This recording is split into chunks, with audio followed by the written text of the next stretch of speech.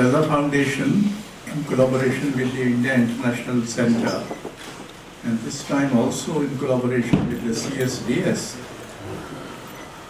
is organizing a rather special session of Art Matters. This is the 93rd session. We have been there for 12 years. And it's very rarely that we get scholars to speak to a lay audience. I hope you don't mind being called lay audience. Many of you are experts in your own rights, but for purposes of what you're going to hear, you're perhaps lay audience. And this series features talks, panel discussions, presentations, and what you have. And we have had the opportunity of having, I don't know how many hundreds of artists, writers, academics, critics, performers speak. Today we have, and I hope, in spite of his instruction, I too pronounce his surname properly, Professor Jaroslav Strnad. And it just turned out that he has met me before. When I went to Prague in '74 as a writer, he happened to have heard me as a student. He is a senior fellow of Oriental Institute of the Academy of Sciences, the Czech Republic. In 1979, he graduated from the Charles University, Prague, with a degree in Hindi and history. He participated in compiling the first Hindi-Czech dictionary, 1998, the History of India, 2003, Textbook of Sanskrit, latest edition, 2023, and Triveni, Text of Three Literary Traditions in Early Modern Languages of North India, a reader, 2023. In 2013, he published Morphology and Syntax of Old Hindi edition and analysis of 100 Kabir Vani poems from Rajasthan. Currently, he is engaged together with Linda Hess, who, Professor Linda Hess is also here. Many of you would know that her translations into English several decades ago made a great impact, and he has been working on Kabir ever since. And they're working in an edition and English translation of Kabir's Pads from old Dadu Panthi manuscripts. Now, as you know perhaps, that Kabir has a very interesting and intriguing history. Many of his, once I asked Kumar Gandharv, the great singer, who used to sing a lot of Kabir, some of his padas do not seem to figure in Bijak.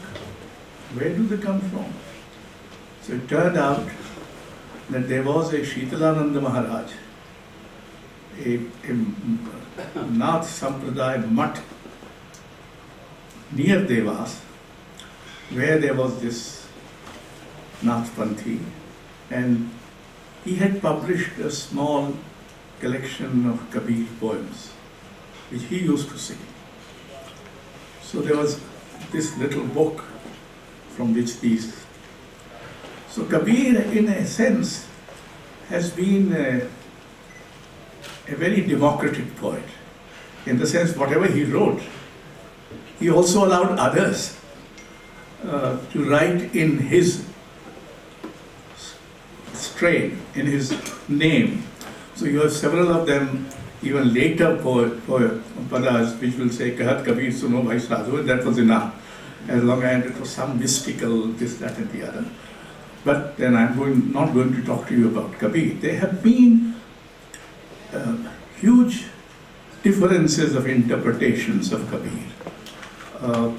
We had some years, I think just last year, or this year?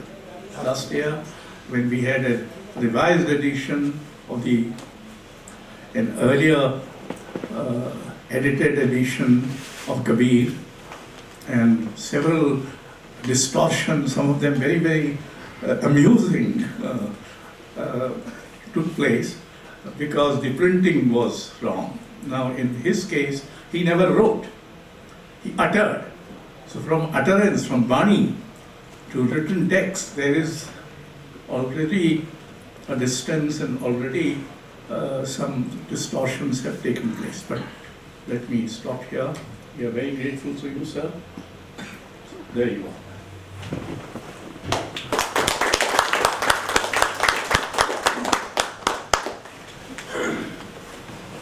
Ladies and gentlemen, dear colleagues, first let me thank Ashokji Vajpayee for introducing me and for inviting me and Linda Hess to present some part of our investigations and also translations of Kabir in which we were engaged for the past 10 years. Today, I would like to tell you something with some examples about the possibilities of interpretations of Kabir, the possibilities the old Indians, I would say, Indians of the 15th, 16th, 17th century, just choose. And then just we can think something about the modern interpretations also. So, let me start with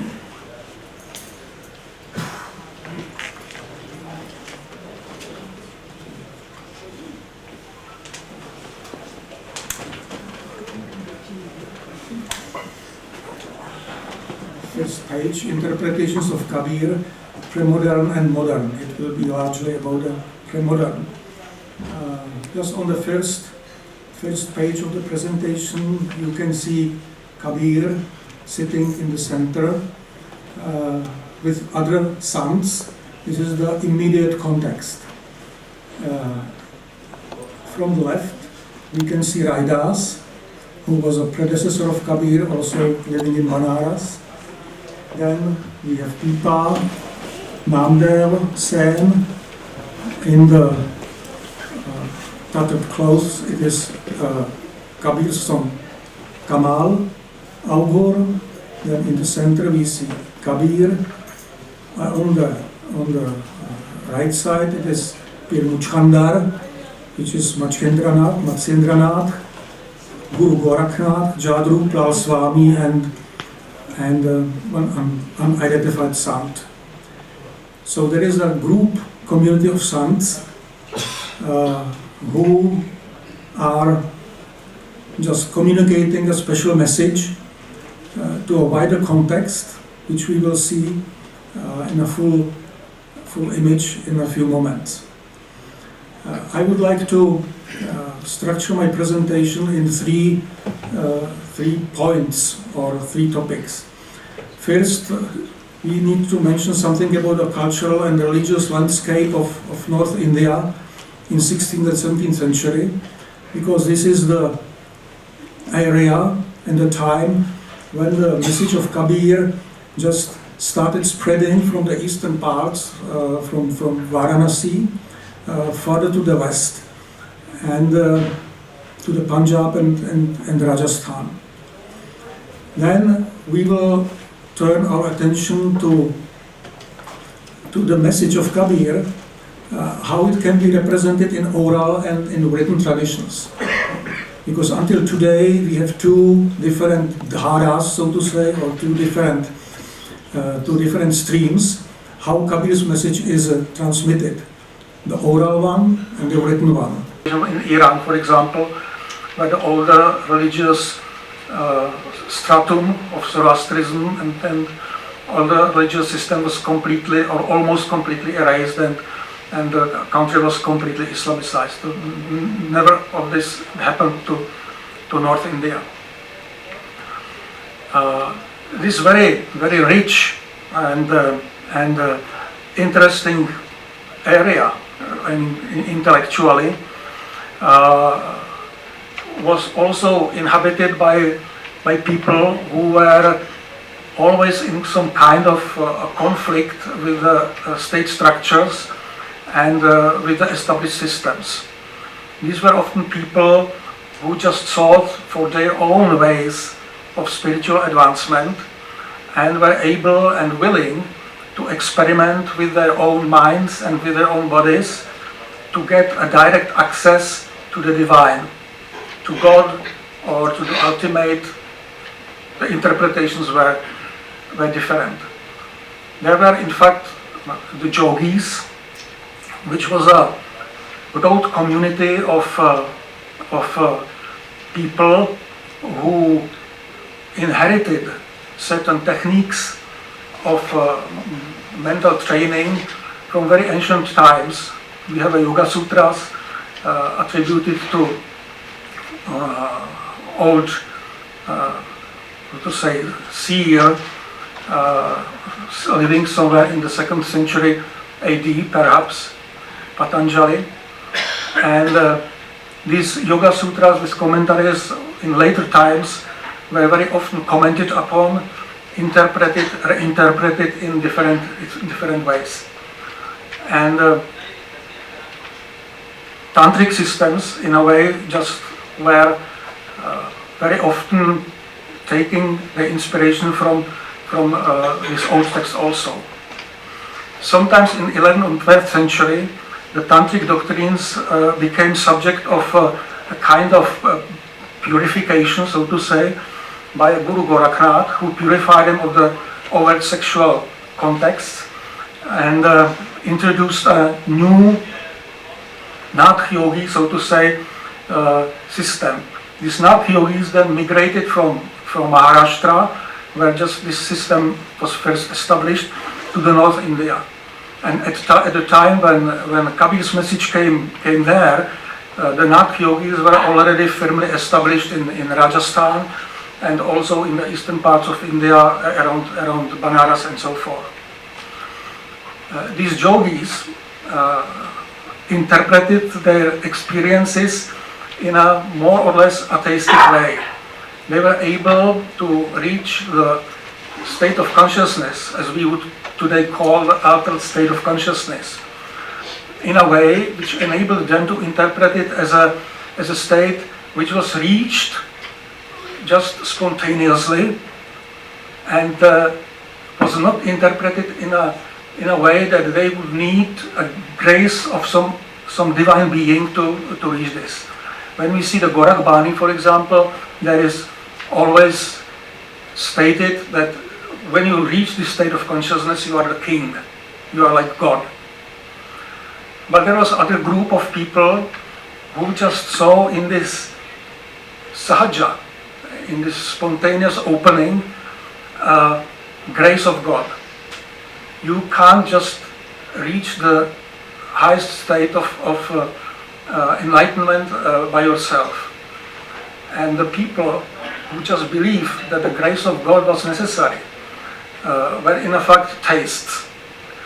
And this theistic concept introduced into the Nath Yogi system just gave rise to the movement of saints. We call them saints, and Kabir was one of them. Then, of course, in the 16th, 17th century, there was also the presence of Sufis, who were the unorthodox Muslims. Sufis in the Arabic world and also in Persia were often persecuted by the authorities, because what they said was not always in line with the official Islam, and particularly their way just of personal identification with the divine was not in harmony with the official Orthodox system. But in India, the Sufis were, on the contrary, quite well received by the state powers, because they added some kind of prestige to the sultans, to the political power. And part of them, particularly the Sufis of the Chishtiya order, were also very much interested in the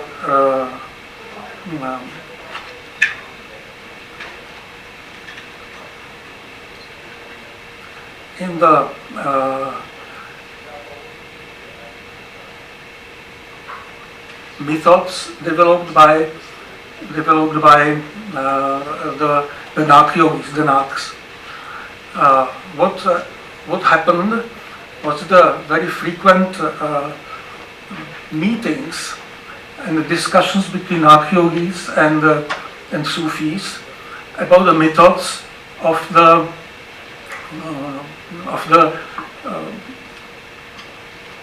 way how to reach this state of superhuman, so to say, spiritual states. We can just somehow out of the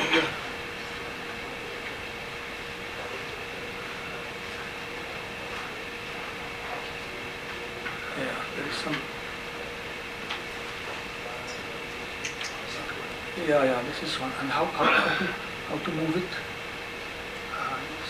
Full screen presentation.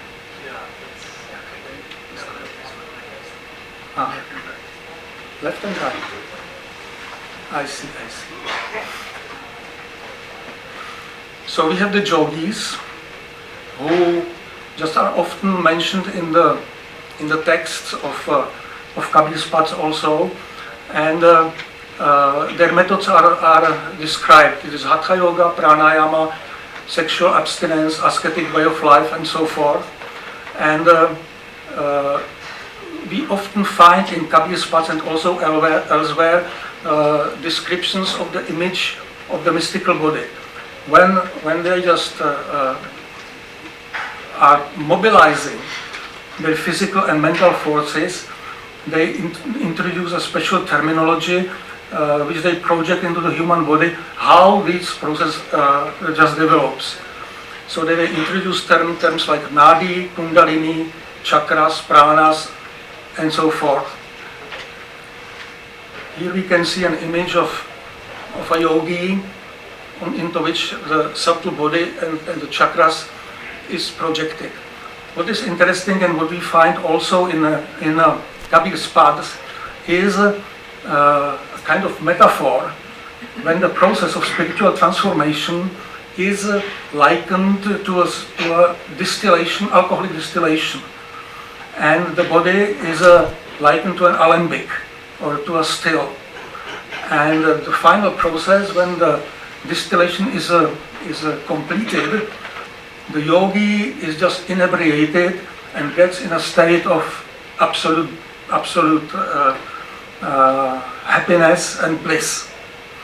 By the way, the Sufis, when they describe the ultimate state of sama, are describing the similar processes.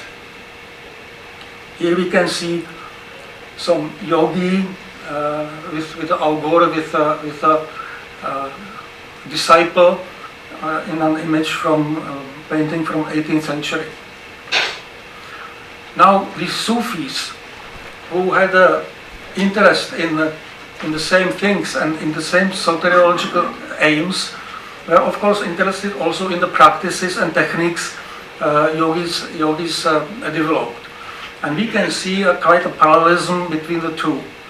So for example, repetition of divine names, which we know as Nam Smaran, we can see as the name dhikr for them in the Sufi environment. Sufis were also singing and reciting sama.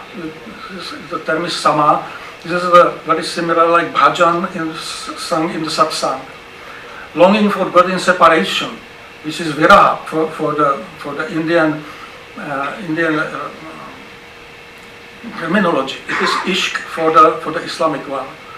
And then, of course, which is very important, is pranayama, habs edam in Islam.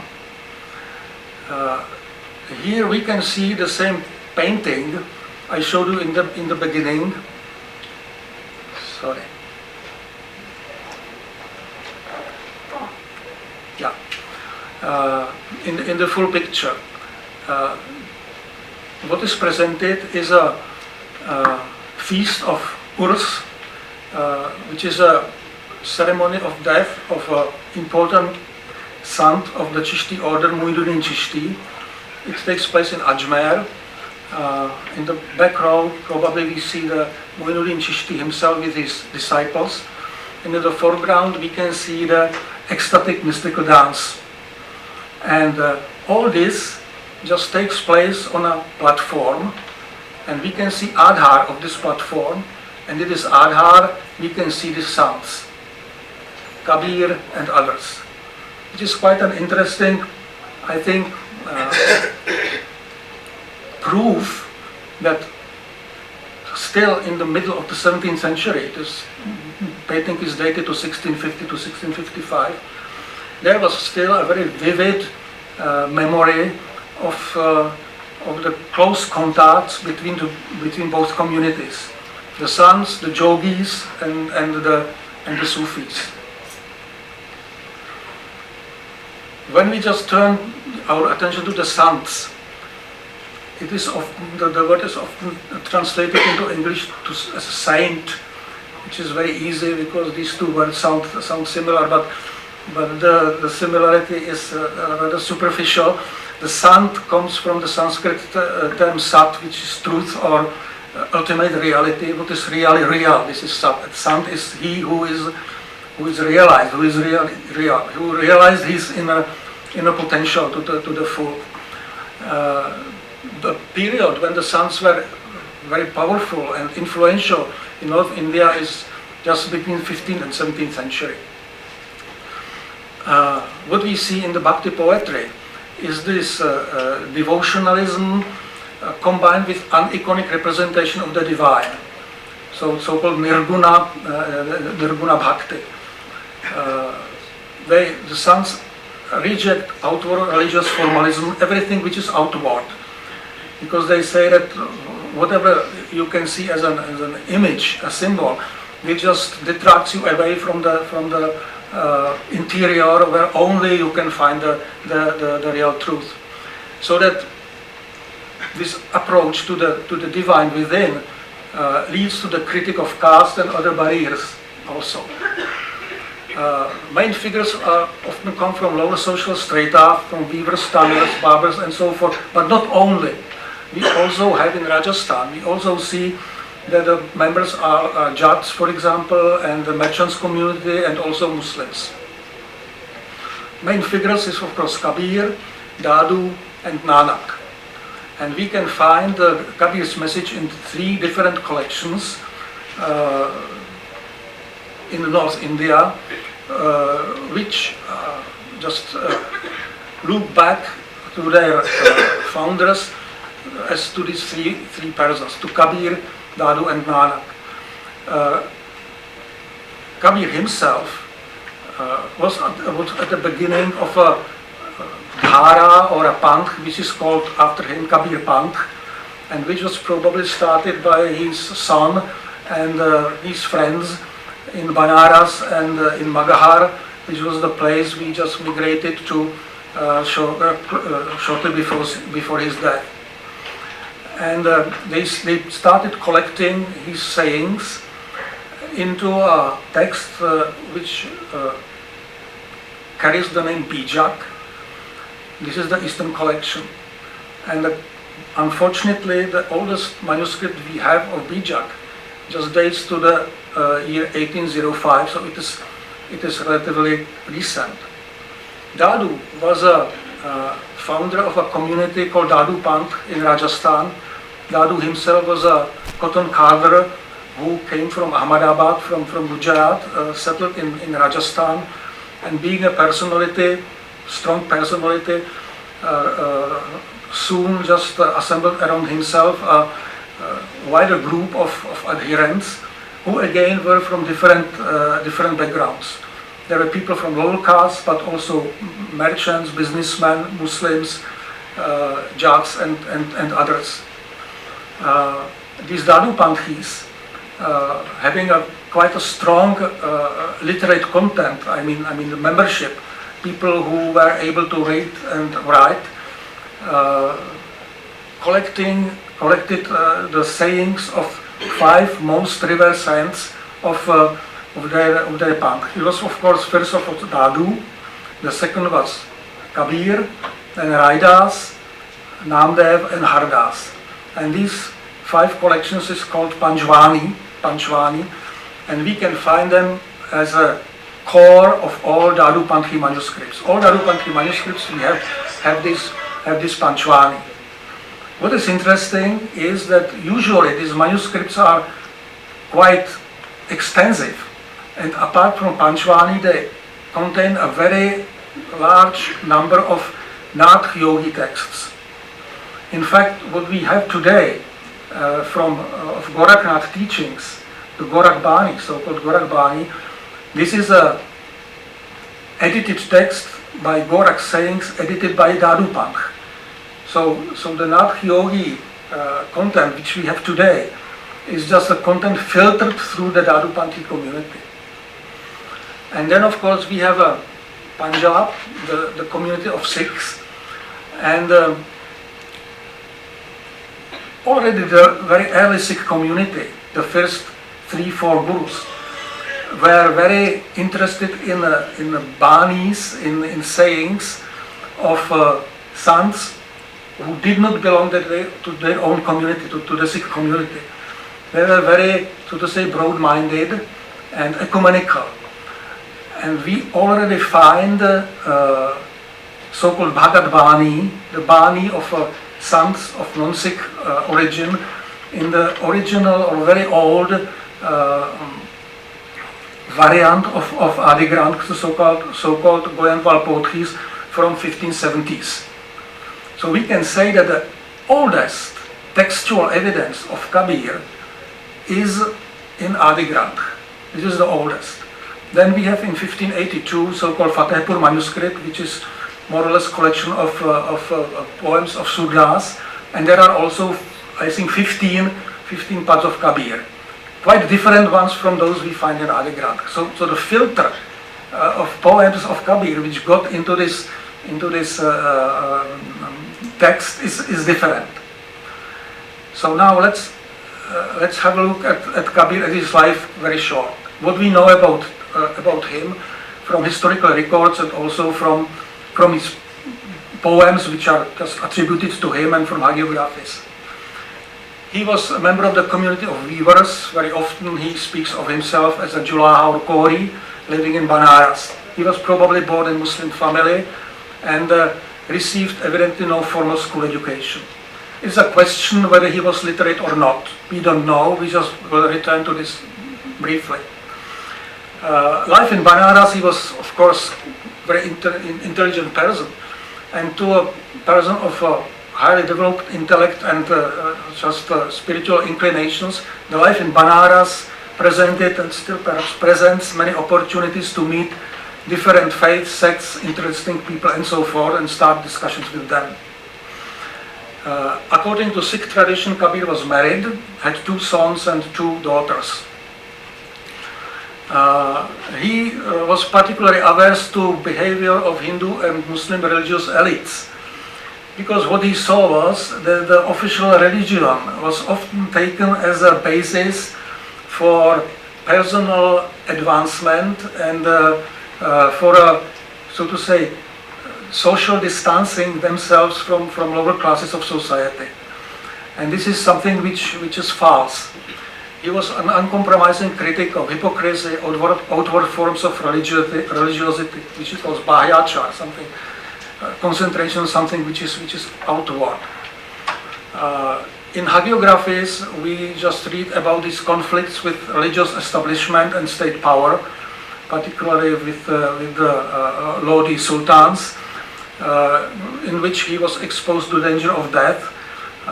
He was saved 3 times miraculously from that. And the uncompromising devotion to Ram gradually led not only to his conflicts with broader society and establishment in Banaras, but also in his own family. Finally, he found it impossible to continue with his weaving work. He parted with his family and migrated to a small village called Magahar in northeastern India. It is close to the Nepali border. We know exactly don't know exactly when he died. According to one information in his cenotaph in Magahar, there is an inscription dated to the year 1450 CE with the information that it was built 2 years after his death. If that would be true, he would die in 1448. But later scholars just assured us that they couldn't find any inscriptions to this effect, so that it is spurious. Today, most often scholars just accept that the date of Kabir's death might have been something about 1518. If that would be true, then the traditional date of his birth of 1398 would be a little bit too early. So then we would say that the date 1448, 1450 might be in fact a date of his birth, but we can just take the dates 1400 till 1580 as a broad period into which sometime Kabir flourished. Now let's have a look at what he is supposed to have said about writing, because today we will talk about the written traditions. One of his sakhis or couplets just said, "Masi kagara chhuval nahi, kalama gahon hat nahi hath ka, chariun juga ke mahatma, kabira mukha hi janai baata."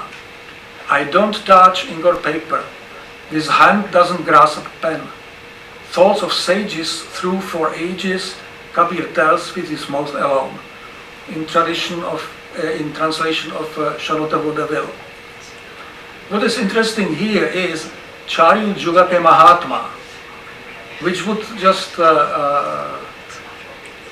tell us that what Kabir says is not necessarily invention of his own mind or his own personal experience, but something which is eternal, perennial truths. This is quite interesting when we just look at Kabir as an author with an authorship, a genius who is unique and so forth. This is a European way of looking at authorship. So the situation for 15th, 16th, 17th century was very, very different. We have still another Sakhi which is in our manuscript. Kabira kajala keri vobari masike kiye kapata. Pahani bori peratchimi pandita pari vata. Kabir, they built a cell made of black soot with gates made out of ink. In the ground they have sown stones, so the pandits ruled them all. So we can see the books presented as a black cells which just incarcerate the living word, the speech. And this is something which just gives preference to the spoken tradition, to the oral tradition. The message is alive when it is spoken. I say something, you hear something. This is the real connection between people. When you read something, particularly when you read it silently, the experience is very different. We have this Nabhada's Bhaktamal, which is a kind of hagiography of saints, composed sometimes around the year 1600 CE. Here Nabhadas just characterizes Kabir in a very short few verses, but the verses which are very, so to say, fitting and to the point. Kabir didn't try to please anybody, recognized neither the authority of the 6 schools of philosophy nor the 4 divisions of life, the ashramas. He held that the dharma without devotion was no dharma at all, was adharma, and that asceticism, fasting, almsgiving had no value if not accompanied by devotion, by bhajan. By means of Ramayanis, Sabdis and Sakhis, he imparted religious instruction to Hindus and Turks alike. He showed no partiality to either, but gave teaching beneficial to all. With determination he spoke and never tried to please the world. Kabir didn't try to please anybody, recognized neither the authority of the 6 schools of philosophy nor the 4 divisions of life. So the first and the last line just are identical. And then twice he says, he never tries to please the world, he never tries to please anybody. This is important in Kabir, and which distinguishes him from other sants, from Dadu, for example, who has a very many and very beautiful sakis and padas. And you can see in Dadu a very kind, soft-spoken one, who doesn't just attack people. Kabir often just attacks and starts discussions, starts controversy. This is important for him. This is like Socratic spirit. When we just try to project these three written traditions into the map, we can see following picture. The Bijak, or the Eastern tradition of Kabir's Pad and Sakis, is located around the Kabir Panch, which has its center in Varanasi and in the eastern UP.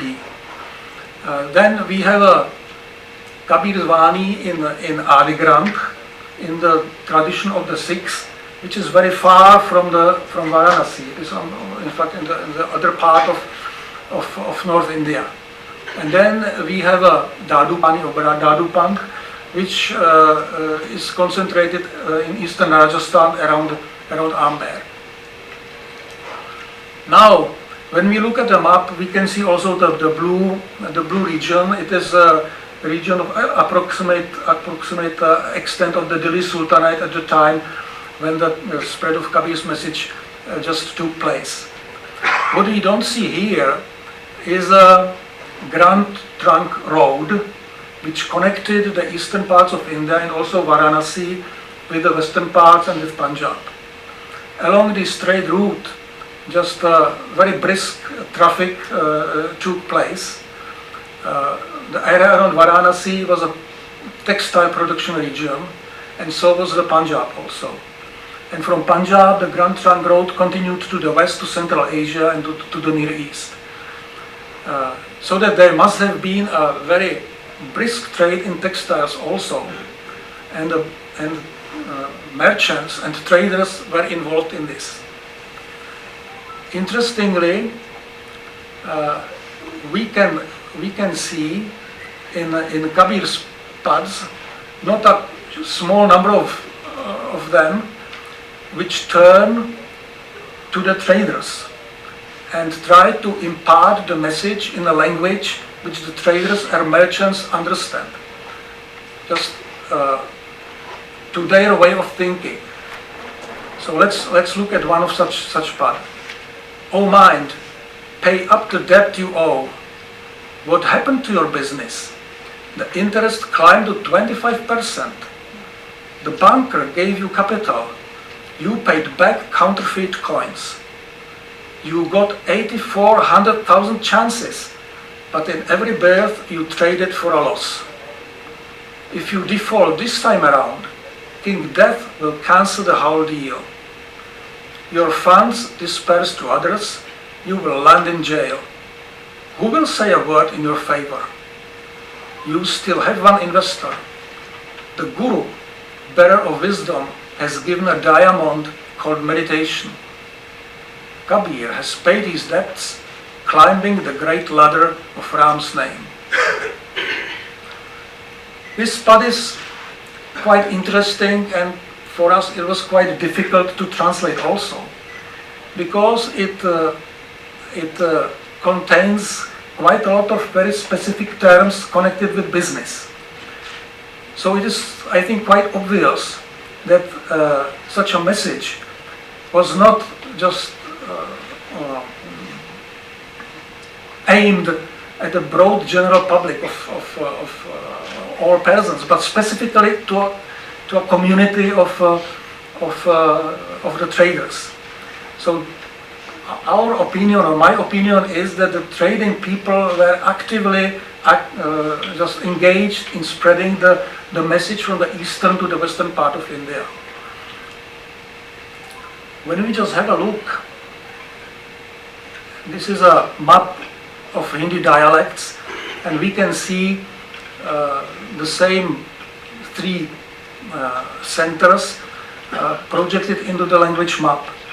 So when we look at the Bijak of Kabir Panth, we see that it developed in the area of Bhojpuri and Awadhi, more or less. But when we look at Bijak, we can't say that it was written in Bhojpuri dialect. It was not. When we look at the Adi Granth, that's fact that the Kabir's paths in the Adi Granth are more or less in Punjabi. But also, the Punjabi scholars say that this is not quite clear Punjabi, that it has a different admixture of other dialects. And when we look at the Dadu Panthi corpus, the Panchwani, we see a mix of dialects. It is partly Eastern Rajasthani with some Marwari elements. There are parts of Kariboli and also some Braj. So scholars just call this Sadhukari Bhasha, a kind of special dialect which is comprehensible to a very, very wide areas of North India.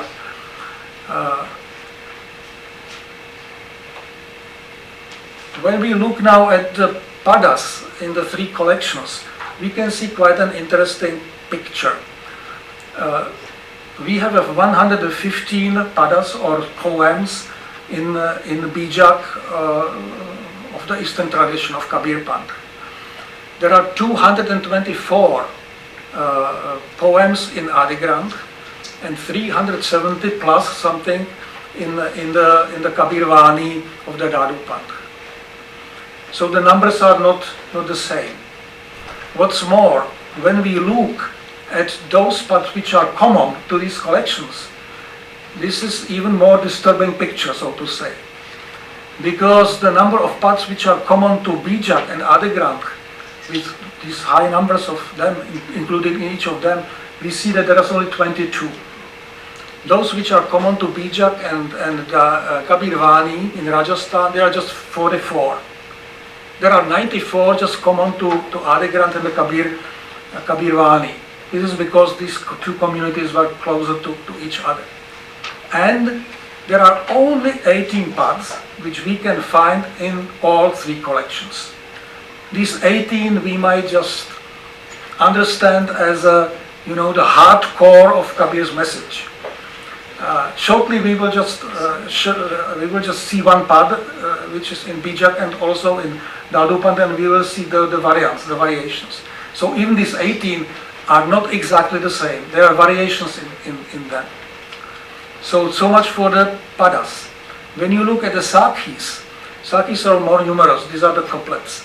Again, we can see 353 sakhis in Bijak, 233 in Adi Granth, and 805 plus something in Kabir Vani. And again, when you see the numbers of padas which are common to two of them or to all of them, we can see that the picture is even more dramatic. The number of sakhis is larger in all collections than in those of pads, but the number of those which are common to them is even lower, only 17. So now the question is, what shall we do with this information? Evidently, there were two traditions apart from the written tradition. There was an oral tradition, and already at the time when people in Punjab, in Rajasthan, started collecting their anthologies, there was a huge amount of material available from which they could draw, which means they just established or set kind of filters, and through these filters they accepted or rejected particular sakhis or padas. We can see that in Adi Granth, where some of the Kabir's poems which are included are just commented upon. Yes, but. So that the gurus were just realizing that what is being said is of course important, but there is something which should be careful about. Particularly the Sikh community or the Sikh gurus didn't like the very strong ascetic content. because the Sikhs are people who just like to establish families and lead a very good life in families. Whereas Kabir, as we know, just he quit his family and departed to Magadha. Let's look at one part. This is from Bijak, and we will find them in the Western tradition also. It is a very famous one. So let's look at it. You simple-minded people, as water enters water, so Kabir meets the flow. That Maithili Pandit said you would die near Magadha. Oh, what a terrible place to be dead. If you want Ram to take you away, die somewhere else instead. Besides, they say, whoever dies at Magadha comes back as a donkey. What's Kashi? What's Magadha? Barren ground when Ram rules in your heart. If Kabir drops his body in Kashi, then what's the point of turning to Ram? A translation by Linda. Now what we see, he just addresses the people. Tumahi matike bhora. And why are they simple-minded or foolish? Because they believe what these Maitreya Panditas will say, you know. And Kabir says, okay.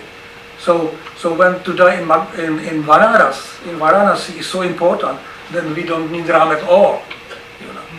That's the point.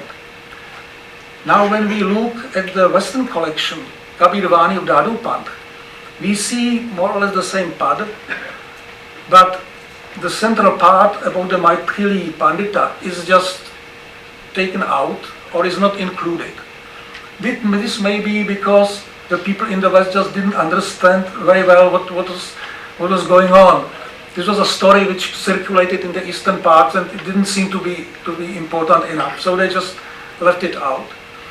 Oh people, lo kare mati bhorare. There is no tumahi, mati bhora. Mind is such a fool. If Kabir drops his body in Kashi, then what's the point of turning to Ram? When a lover knows Hari in love, their meeting is no surprise. As water flows into water, so flows this weaver. Kabir says, I know Ram, let nobody fall into error. Kashi is just like the barren Magadha, if Ram dwells in the heart. So we see that the message is essentially the same, the point is the same. But there are two verses inserted, these are the bold letters. When lover knows Hari in love, their meeting is no surprise. This is a verse which should exemplify the meaning, as water flows into water, so flows the weaver, which we find in Bijak also, but there is no other comment on this. And this, what is in this verse, what is introduced is Bhakti and Bhakta, something which is not so prominently visible in Bijak. In the Western collections, we find very strong emphasis on Bhakti. And also, Rama Menjana, Bharami Bhulai Jinikoi. This is also new. This is also a kind of innovation. Let nobody fall into error.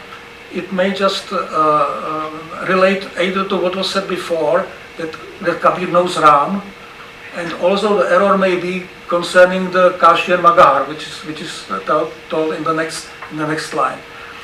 So there are two verses which help the reader or the listener to interpret correctly what is being said. So now we can say that this Raga Dhanashri pad and the pad in Bijak are more or less the same one with variants. But there are quite a lot of others where we have just only the tag, only the last line common, and the middle is just different. And then this is of course question, what is it to the one and the same part or not? So these numbers which we introduced here, which are common, are themselves, slightly dubious maybe. Not anybody would be, not everybody would be ready to take exactly these numbers. Now we can see yoga, will, bhakti also in the Western collection, even in the Dadu Pant. We can just take one, again in Lindaji's translation, which is purely Nath Yogi. Avadhu, wanderer, make your home in the dome of the sky. Nectar pours, endless joy arises as you drink the juice of the winding channel. Aimed from the root, an arrow merged with the sky. Coolness in the central channel. Lust and rage made a fuse. When it blazed, the yogini, the female yogi, woke up. Now the mind sits in a liquor shop. Gone, gone with the juice. Kabir says, beyond doubt, the boundless word resounds. This is a path which is full of Nath Yogi specific special terminology, and to understand it well, one has to know this vocabulary. So evidently this path was aimed at the Nath Yogi component in the Dadu Pant. And it was seen as a no problem to be included into the Dadu Panthi corpus, although the main, so to say,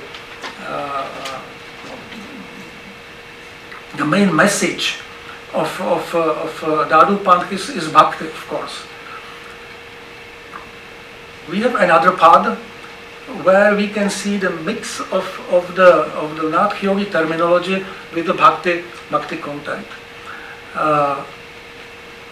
It just projects into the Nath Yogi terminology an image of marriage and marriage ceremony and marriage procession. The marriage, the spiritual marriage of a bride to a bridegroom who is God, is very typical for bhakti. So the bhakti image is now joined to the Nath Yogi background, so to say. The swing where a Ram consciousness sways, the swing of love, is the place where truth seekers find rest. Sun and moon are two pillars, the crooked channel a string. There sway 5 beloveds, there sways my soul. 12 steps away is the place of nectar. If you have tasted this nectar, you are master, I am servant. Innate emptiness is my natal home. In the crown, in the sky circle, is my bridegroom. I am held in great esteem of both families when I sway on that swing. Downward, upward, flow Ganga and Yamuna, riverbank pier at the root lotus. Through vessels of the 6 chakras leads the path to 3 streams joining.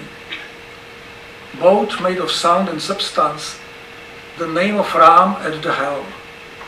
Kabir says, sing praise to the Guru who can teach how to reach that shore. Again the translation by Linda.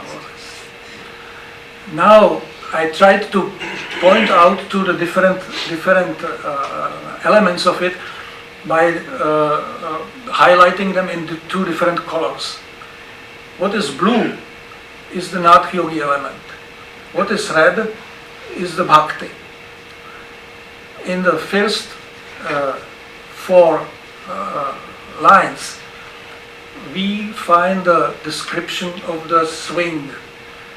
There's where the two nadis, Ira and Pingala, sun and moon, are the pillars, and the crooked channel, the Bankanari, is just the string on which the person, the bride sits. And then there is a nectar is mentioned, and the bride just speaks about herself. She comes from sahaja, from innate emptiness, and the procession leads to the crown in the sky circle. This is a description of the yogi process when the yogini, the kundalini, just rises from the lower parts body into the head. But this is here likened to a marriage ceremony, to a bhakti image. And we see that in the text, in the refrain, we have the Atama Rama and the Prema Bhagati. These are key words because the refrain will be repeated after every after every line. So that all this Nath Yogi content is just interpreted in the light of bhakti. And also the last line, when there is a Panita, the author, Kahai Kabira, is the one where Rama Nama Kanihara, Rama Nama is again mentioned. So we can see, or I could see in this, a kind of gentle discussion between two components of the Dadupanthi community. There are the Nath Yogis on the one hand, and there are the sants who just believe in the grace of Ram as a necessary component in the process of spiritual realization. So we can see that somebody just took this Nath Yogi basis and just introduced a different interpretation of this, which to me seems quite interesting because it shows that different opinions just didn't exclude each other. Like, this is a heresy, this is untrue, and my part is the correct one. This is just like a tug of war. You can just see things in two different lines, at least in two. Something about Kabir and Sufis also. We have a very few, until present, very few scholarly work done on Kabir content in the Islamic writing, in the Sufi context. In our collection, in the Rajasthani collection, there are just 2 or 3 parts which are clearly inspired by Sufis. One which is presented here, one can imagine that this was sung at the Urs ceremony we could see at the beginning in the presentation. Ah, generous Karim, I bow to your art. From the same dust countless faces appear. You gathered waters beneath the sky, created endless forms of light. First in line was Adam, then wise masters, great scholars. Singing your praises, they reached ecstasy. Imagining this love, Kabir says, O Lord, O Lord, O Lord, dear friend. The last verse, Kahai Kabira, Yehu heta vichara, Yaraba, Yaraba, Yara Hamara. This is one pad which we like very much, and which is unique in a way in our collection, and which we can just symbolically connect with a very important member of the early Dadupanthi community, the Rajab, who was himself Muslim, and he was also composer of an important Sarvangi, or a huge anthology of the Sant literature. As far as yoga, bhakti and Islam is concerned, we can just look at another quite interesting and short pad, which just takes the image of a ride on a horse into heaven. Put your foot into the stirrup of simplicity, sahaj, and ride your own mind. I will place the bit and the bridle, sit firm in the saddle, and gallop to the sky. Flying to heaven, I will take you along. If you get tired, I will use the whip of love. Bhakta Kabir is such a rider. He has nothing to do with Veda or Quran. Veda Kate Bhakta Jnana. Now this is an interesting image, just riding on a horse to a heaven. We have, of course, in Islam, very famous story in adding he line, subtracting line elsewhere, and so forth.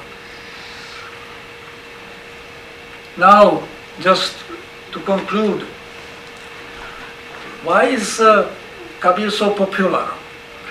More popular than other sants. We have sants who just are very much interested in conveying the message of the highest state of consciousness. How is it? And they just turn to God. Kabir has this also. He says, Suni Mandala Mengharakiya. I made my home in the Shunya Mandala, in the highest point. Bina lochana, jaise rahaysichana, like a hawk just circling around, very high. But at the same time, being very high, in many places we find Chuga Sujhai. From that position, I understand the world gets understandable to me. Bina lochana, without eyes, I understand the world. Several times, Rama Ramaye Takum Tribhuvana Sujhai, the three worlds become intelligible. Which means that he has still interest in the world, and he wants to say something important about the world to the public. And he says in one part, Yehuteri Ausara, Yehuteri Bara. This is your opportunity. This is your time. Ghatahi Bhitari Sochi Vichare. Think and meditate within your own body. Ghata Bhitari. Kahai Kabira, Jiti Bhavai Hare. Kabir says, you may win or you may lose. Bahubidhi Kahyau Pukare Pukare. I explained to you many times. And really, when we look at the padas, quite a number of them just begin with just turning to somebody. Avadhu, Jagata, Nindana Kijai. Oh yogi, you should wake up, don't sleep. Santao, Dhokha Kasyun Kahiye. Oh sons, how to speak about this fraud. Mia, tumhasyun bolya bane nahi aavai. Oh Mia, you are impossible to speak to. Mula, karilyaun yavakudai. Oh Mula, make a justice of God. Pande, kauna kumati tohilagi. Oh Pande, what an idiotic idea you have taken in your mind. Or Jai Puchha Govinda Parhya Pandita. Oh, you learn Pandit, go and ask Govind. And so forth and so forth. So that Kabir is very high, but he can speak to the people who are on the ground, and the people can hear him, which is important. When I just composed this one page, I remembered one scene from Goethe's Faust, second part.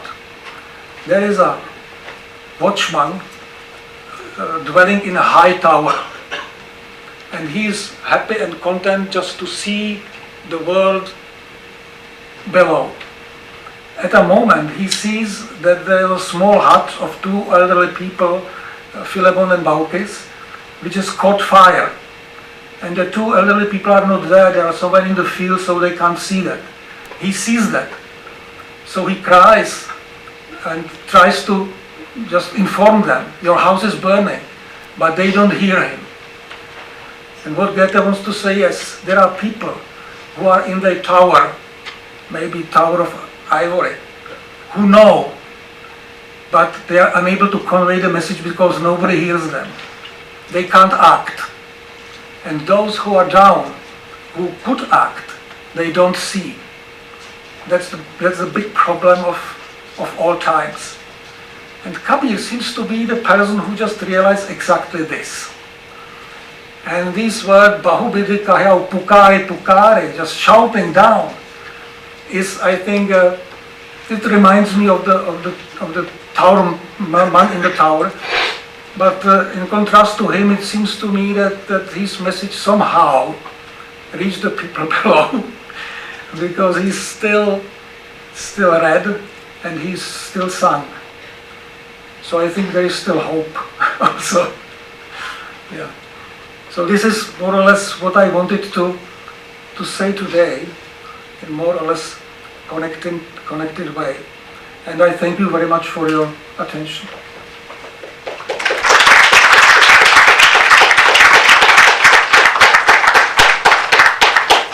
Take any questions?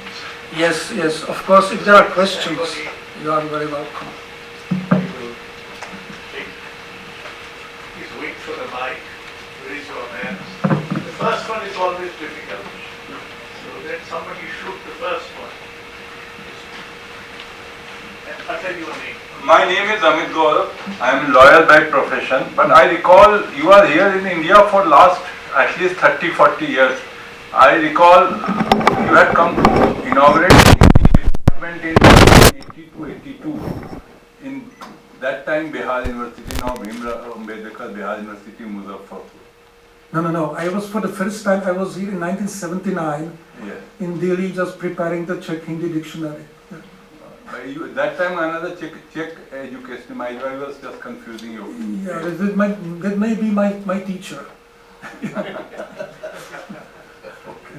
This Dadu is in Sindh a place, and it has a long Sufi and this bhajan tradition. Yes.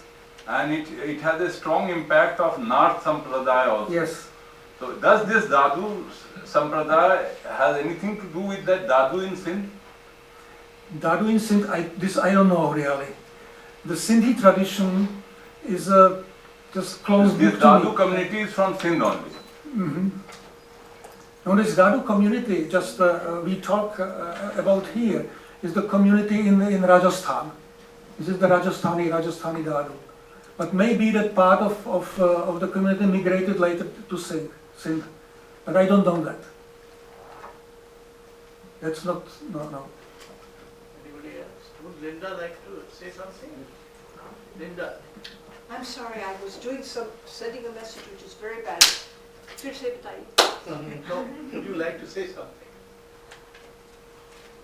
Not at this moment, okay. Or else you must repeat the question, because I was distracted. No, there's no question asking. Would you like Oh, you to mean make just say some- something in general? Yeah, Or about the talk, or about the work you're doing after all. Give the mic to her. I mean, There you are. hello, everybody. This is what my friends in India have a habit of doing. Like I'm sitting here very quietly and passively and happily, and suddenly they say, "Would you like to say something, please?" So it shocks me. You know, I got, you know, Kabir के शब्द की चोट हो गया बहुत साल पहले. I was a young woman. I came here, I was looking for poetry and mysticism and so on, very young. Eventually I became interested in reading Hindi Bhakti poetry. My great interest was in translation. I thought I'll just translate all the important poets. And I had 4, you know, Surdas, Tulsidas, Mirabai, Kabir. I went to Benares and I found somebody who was willing to help me. Happened to be a Kabir specialist, Shukdev Singh, in the Hindi department. That sealed my fate. I say the rest of my life was really with Kabir. So with a little detour with Tulsidas, because after all, if you're in Benares, you have to have some relationship. You don't have to, but I had some connection, big connection with Tulsidas for some years. But Kabir I've been working on all my life, I mean all my professional life. I've received tremendous ashirvad, I should say, from this country, and particularly from Ashok Vajpayee and many aspects of my work. I like translation, and I've also written on the music, the singing, because as you know, I'm sorry, I can't twist my back like this. As you know, the life of Kabir is, and of these other great poets, is mostly oral and musical, right? So you might have been made to memorize 10 dohas in school, right? Of which you might remember 1 or 2, right? Chalti chakki deke na something. I'm having some people nodding in front of me, somebody. Anyway, but if you were going to go beyond that, you would hear bhajans. And depending if you lived in the city or the country, you might be hearing them from mandalis, or you might be hearing them, you know, on CDs or from your phone. But, so I've spent a lot of time with the music. And now, so this is, I'm not going to give a whole speech, but I'm going to talk for 1 more minute. So I went from a text-based study of the Bijak to a big immersion in music and oral tradition, which I thought, oh, this is the best. I don't need to go back to all of this text-based stuff. But guess what? I got an opportunity to work with Jaroslav Strnad on the best, oldest, fully available Rajasthani manuscript of Kabir Vani. So we've been working, you said 10 years, I think it's a little less. I don't know, we met each other 10 years ago, but we've been working maybe 6 years. So this is my good luck. I had a chance to see the living oral tradition right now. You just walk out of here, go into the village or go into the street, and you'll hear people singing. And I've gotten a chance to be deeply immersed in an old manuscript, which I can't read. I don't have that skill. This is the man who has the skill to read the manuscript. And then we work together on understanding what is very difficult language, often, and produce a translation. It's a very rich experience, and that's enough. Can I just add something to this? When Linda speaks, often she juxtaposes the oral and the written tradition. We should just say that what we have as a written tradition are in the fact songbooks. These are books with parts which had to be sung, so that in a way they are also part of the oral tradition. Vinand Kalevat always emphasized one fact, that it is singers must have had an excellent, fantastic memory. Because what they knew by heart was hundreds and hundreds of poems. And when we just see, one and the same poem in different manuscripts, and you can see the variations, you can just imagine how they just went about singing. They had a special audience in front of them, and they were able, at the spot, just to improvise the part in such a way that it fit exactly into the direct, right mood of the people. If there were the Nath Yogis, of course the part could be arranged in such a way that the Nath Yogis would be pleased and it would just, raise their spirits. If there were Muslims, there were just other parts for this. So that there was I think the memory is extremely important. In all traditional societies, Indians are famous for having fantastic memory. That there are people who know almost all Mahabharata by heart, and it is possible just to train the memory. So that these books, these collections, are really something like a helping material. And each of the parts in the Adi Granth and also in the Rajasthani collection is introduced by a raga. This is a part which has to be sung in this and that raga. And there were probably, I don't know, but there were probably some rules and regulations in which time of the day, in which part of the year, particular raga is, or which topic is appropriate for a particular raga. That's one thing. We can see that, for example, these purely Nath Yogi songs are arranged in groups. In each raga, there is a group of poems which are clearly Nath Yogi. Then there is a thematically different group. So that the arrangement of the huge poetries is very sophisticated. And it is probably made in such a way that the singer or the people who just is presents in front of the public some sermon, just would exactly know where to go for a particular part which could be sung within the sermon, or a saki which could be just thrown in just to strengthen the impression. So what we have in fact is a very precious material, and what needs to be done, I think, take these poetries one after another, starting from the 17th century until the 18th, and see the variants and the variations. And then we would see whether these are just variations on the same topic, more or less even, or whether there is a gradually strengthening one special, message, which just would make the padas in Bengal, for example, which just were the basis for Rabindranath Tagore's poetic rendition, whether they are just the same kind of stuff or whether they are slightly different, you know. Because there were many regions in India, and each region had its own traditions. We just went into this, were woven, so to say.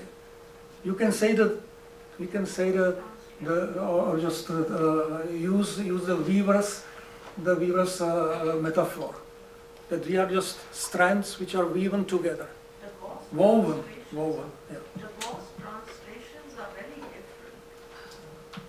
Whose translation? The Gauss translations are completely different. Louder. I said the Gauss translations. The Gauss translations have a totally different atmosphere, rhythm, everything. I mean, very Bengali. Yeah.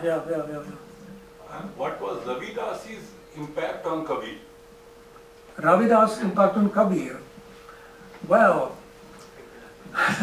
there is as far as we know, there is no direct mention of Ravidas in Kabir's padas.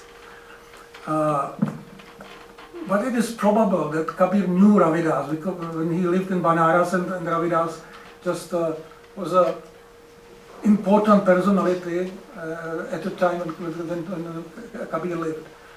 So I think we can just surmise that part of the inspiration Kabir got was from this milieu. We know from Anantadas Parchai, this is a hagiography of Kabir. He says at the beginning that Kabir associated with Shaktas. Then we broke away from them and turned to the Vaishnavas. So if we just can believe these hagiographic stories, that would mean that there were changes, maybe abrupt changes in Kabir's spiritual journey. We know exactly that late in his life he just broke away with Banaras completely and migrated to a faraway village, you know. So that he was a man who could make during his life very important, maybe abrupt decisions. Now this is not the right way, I am going a different way. And maybe that Raidas inspiration was there, because when we read Raidas padas, some of them are very similar to Kabir's, in fact. In spirit, I would say. Even in Guru Granth Sahib. Even?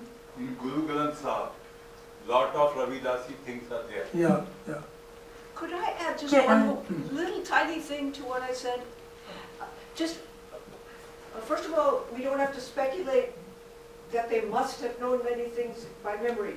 Just go to the villages in Madhya Pradesh, for example, and you just meet the people who have hundreds of poems in memory. That was one thing I wanted to say.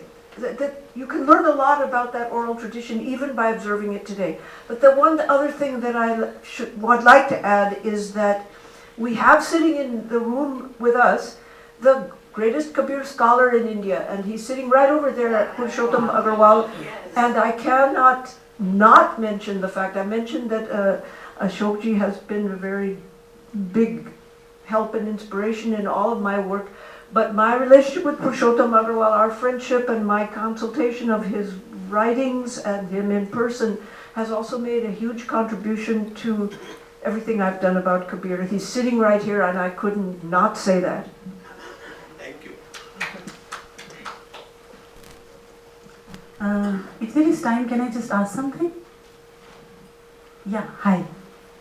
Thank you, Professor Jaroslav. I hope I'm pronouncing your name correct. Okay. Yeah. So this was very intense and very powerful, and this reminds me of two of the provocations of Hannah Arendt. So I like the way you connected Socrates and Kabir. So in her work, she talks of Socrates versus Plato, and this last thing of what you said, Bahu vidhi kaho pukare pukare. this so resembles when she talks of Plato, who like walks out of the cave and looks up at the sky, and it's this metaphysics which is always looking up as against the philosopher of the street who could talk to like a vegetable guy and anybody and can do philosophy. So that connection was very interesting and important for me. Secondly, Hannah Arendt also provokes Kafka and says that how there are these stories which are supposed to be completed in the minds of the reader, in the quiet minds of the reader, which again resonates so much with what you presented, and the translations and the ramifications of Kabir's work and the different versions that we have today. How we have forgotten to read text, stories, movies, where we can have different interpretations and readings. So yeah, a lot of learnings for me. So yeah, thank you. Yeah, I would just only add to this that the impression you have from poetry and from parts like Kabir, when you just read them silently and when you just sing them, is very different.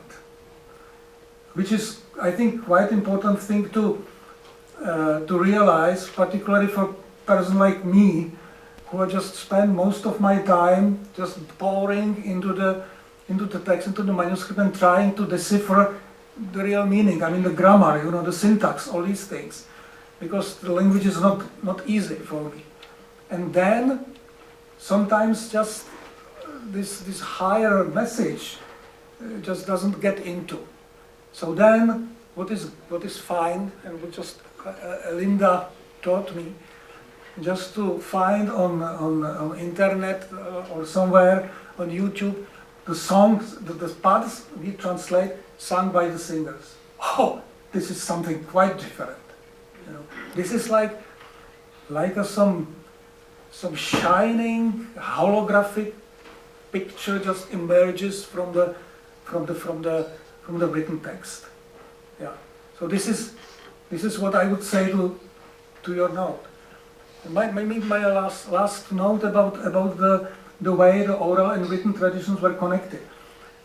Here you already switched off. In the manuscript we use, we have the written text, and after each raga there is an empty space, and the next raga begins in the middle of the next page, for example. So at first it was not clear to me why it is wasting the paper, because otherwise the writing is very, very, very close. And then in some places we found that in the empty spaces there are just inserted another parts and another sakis collected later, which means that the person who just prepared the manuscript just knew that later he may just come across some other texts, some other parts and sakis, which would be just good to be to introduce into the collection. So we can see these early manuscripts as a kind of containers, and of course the text could come either with poetries of other sons, and we know that this particular Ramdas Dadupanthy, who is the scribe and author of this codex which we work upon, just he was an itinerant sadhu, and he visited the other sadhus in Karela, in Idva, in Rajasthan, and in Pushpika. He just writes that he was there and he copied their texts. So that the collection came in two ways: by copying other texts and by collecting what they had. And this way just accumulated these huge poetries. And this is something you can see only when you look at the manuscript. When you have a printed edition, you have a neat white page. On the white page you have just nicely ordered the lines, and that's all. And quite a lot of information is lost. So what is important now is to have and to be able to look into the manuscript itself, and you can see quite a lot of additional information. Paratext, as it is called. You know, this will just put our research on a firmer ground again. Yeah. So yeah, thank you. Yes. Please, now we have to conclude. Thank you very much. I was wondering, when you are talking about Kabir, And Kabir's poetry, is it just for pleasure or to gain the spiritual feeling, or is he, like Professor Linda has already dealt with this issue in recent book Bodies of Song in the chapter 8, but yet I got confused with this notion, like she was dealing with the political Kabir and then spiritual Kabir, Ambedkar and Gandhi. But I am still looking for the answer, like whether we should just feel Kabir for pleasure, or for the spiritual gain, something spiritual satisfaction, or it has something to do with the politics or the social, because how we can get without the social equality, the spirituality, because we don't have food in our stomach, how we can go through the spirituality or even the like. Yeah, I understand. I think I understood your question. Well, for pleasure, of course, the poetry we are reading is beautiful. So it gives you pleasure. But at the same time, when you just think about what Kabir says, it is sometimes personally disturbing. Because you realize, or me, I realize that the life I live is not exactly the life I should live. This is something you just feel in the background when you read Kabir or hear Kabir. Oh yes, yes, yes. There is something he says which is true, and I'm a little bit in discomfort with this because I'm not exactly living the way he says. And he's quite so to say, direct, as I could show you. You.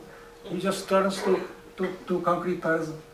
Now, when you are talking about the social, your other Mahatma told one sentence which is very fitting.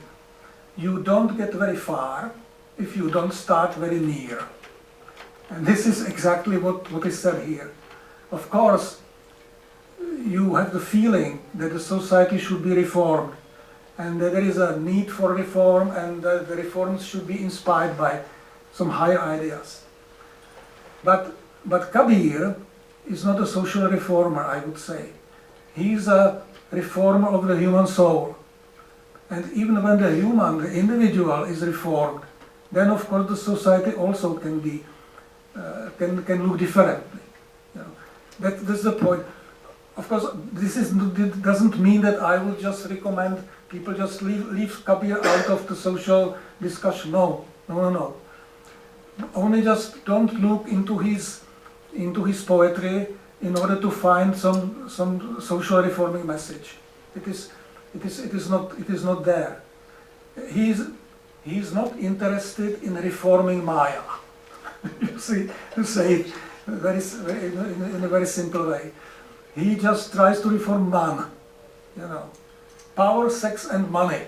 These are the bad things, and it is reported and reappears in many songs. It comes in the theory of consciousness, Yes. SES. Yes. The consciousness is the first most important thing.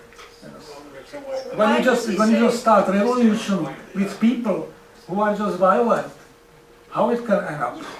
We can see many revolutions in 20th century also, and you can see the result. Only blood. So much for the social content of Kabir. Yeah. Thank you.